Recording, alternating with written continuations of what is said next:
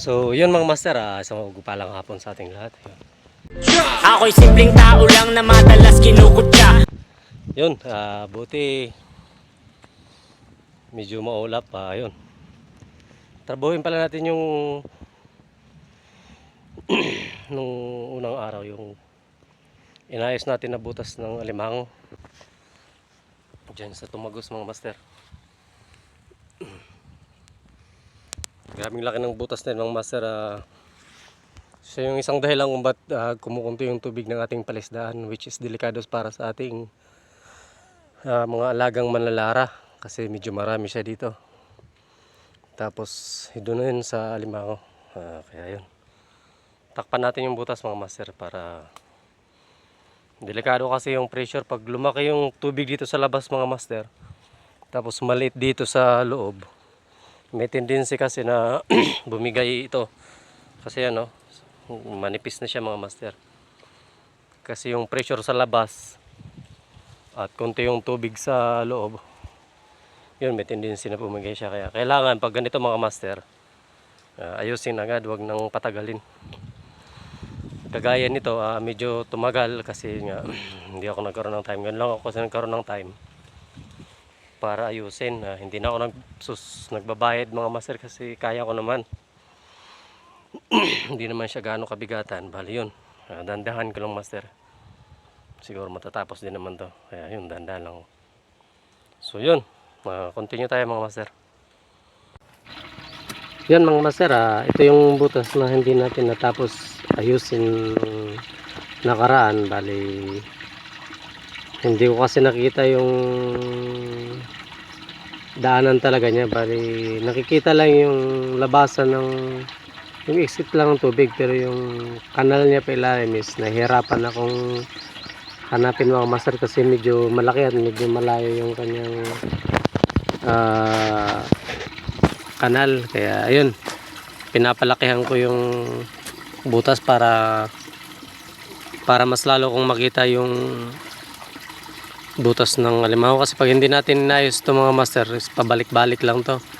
Bali nandito lang din naman tayo, lubos-lubusin natin, ayusin natin yung butas na matapalan siya ng maayos. Kasi pag yun nga, pag hindi siya naayos mga master is yun, magpapabalik-balik yung butas ng ating dike. Kaya yun, ayusin natin mga master.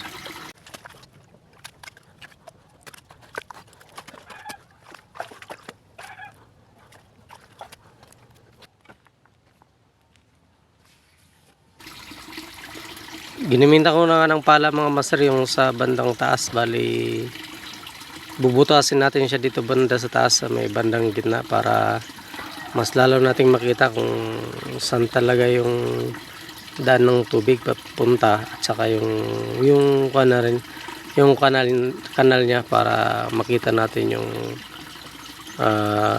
tagas niya kung saan talaga patungo. Butasin lang natin, at saka pala mas madali kasi kung pala yung gagamitin natin, kasi yung tagad yung gamit natin medyo mahirapan tayo mga master. Yun, hukayin lang natin.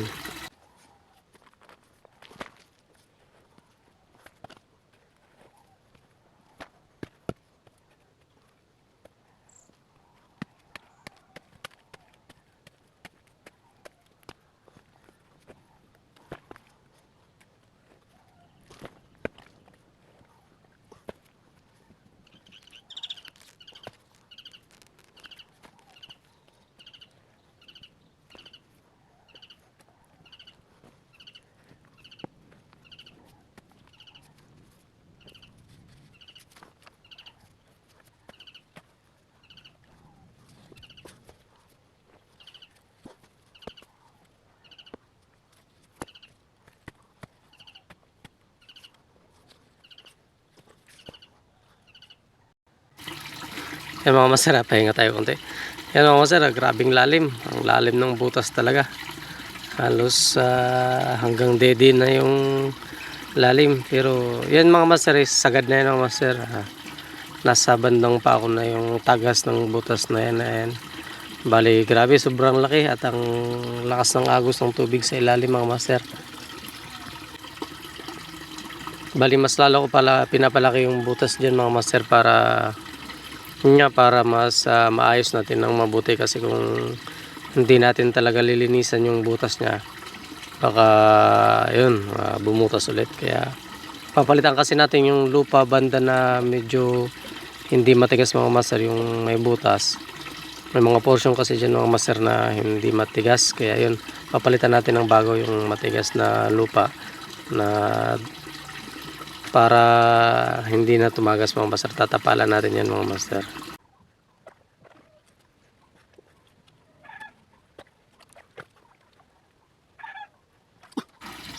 Yan mga master, dito pala tayo kukuha ng lupa. Bali tagad yung gamit natin. Ayan, yung pantagad yan, yung pang kuha ng lupa. Bali yung lupa is ini-slice natin yan ng square by square. Medyo kaya lang natin yung hindi masyadong mabigat, yung kaya lang. Ayan, bali magtatambak muna ko ng lupa, tsaka pag nakatambak na tayo ng sakto na pang tapal dun sa butas na hinukay natin, doon naman tayo maghakot. Mas maganda kasi mas magtambak muna bago tayo maghakot, hindi yung pakahiwa natin ng tabliya yung tawag. Kasi yan yung isang kwadran niya na lupa na ini-square natin, yan mga master, is ang tawag niyan dito sa amin is tabliya.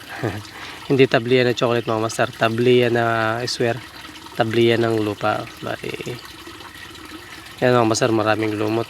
Bali yung lumot is kinuha ko rin yan, tinatapon ko dun sa kabilang kwadra para pagkain ng ating malalara. Yan pala master yung gagamitin natin na andamyo. Yung andamyo sa amin ng master is yun yung tabla na gagamitin natin upang daanan natin pa akyat ng dike. Kasi kung sa putik tayo dadaan, yun, mahirapan tayo masyado na umakyat. Mas maganda may gamit na andamyo mga master, itong tabla na malapad, para duro-diretso yung pag-angat natin ng lupa pataas, at saka mas mapadali yung trabaho natin mga master. Kaya mas may na mga master na gamitan ng andamyo. Yan mga master, magtambak lang tayo mga master ng tabliya, at saka pag marami na, doon na natin hakutin para itabo natin doon sa butas na hinukay natin.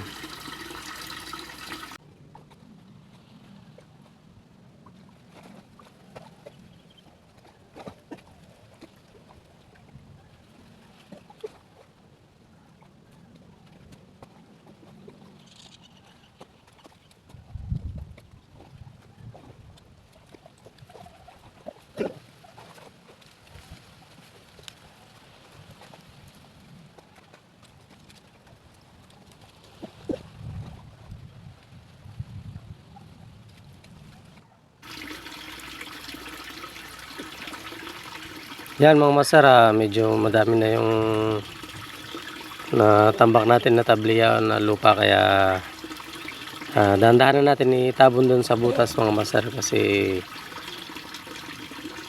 para matapos na tayo mga master, kasi medyo nakakapagod natin. Mali yun, yung lupa naman pala ito mga master, hindi naman to gano'ng kabigat. Yung sakto lang yung hinihiwa ko na lupa dito, yung ini-slice ko na lupa is yung hindi naman gano'ng mabigat, at saka hindi naman gano'ng sasakit yung likod natin mga master, kasi medyo may damage na yung spine natin. Kaya yun nga is yung tabliya na hinahakot ko dito is yung hindi naman gano'ng kabigat, medyo sakto lang mga master. Kasi pag mabigat, baka hindi rin natin mabuhat mga master. Ayun, dandahan natin mga master, itabo natin dun sa butas na hinukay natin.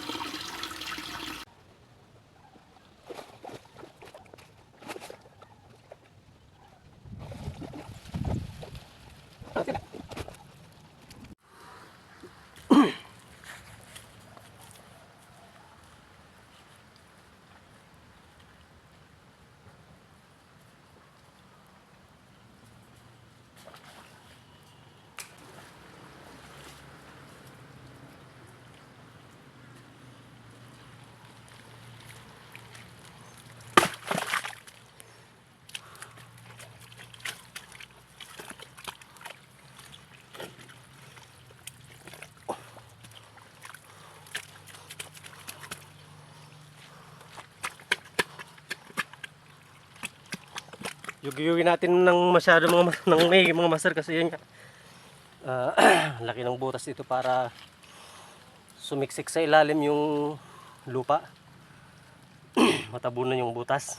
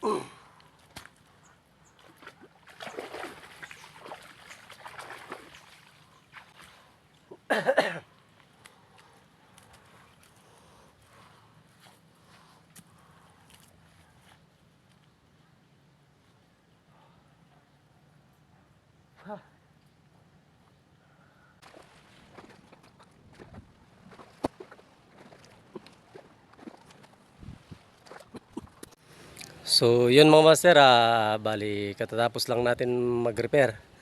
So, thank you Lord at naging maayos yung pag-repair natin at natapos agad. Medyo nakakapagod lang. Tapos nito mga master, sarap magkape. Yan, nagkapeng barako. Yan, kasi yun, yung palaisda natin lumilit yung tubig mga master. Kaya kailangan talaga natin aksyonan yung pag-repair. Yun, sugat tayo mga master. Pero okay yan, goods yan. So yun, thank you at saka shoutout dyan sa mga followers at saka star senders natin na kinamaman sir. Thank you, God bless, ingat po palagi tayo. At saka doon sa mga followers natin dyan sa abroad, sa ibang bansa. So God bless, ingat palagi, always stay in good health at saka pagpalain po tayo palagi. Thank you and God bless.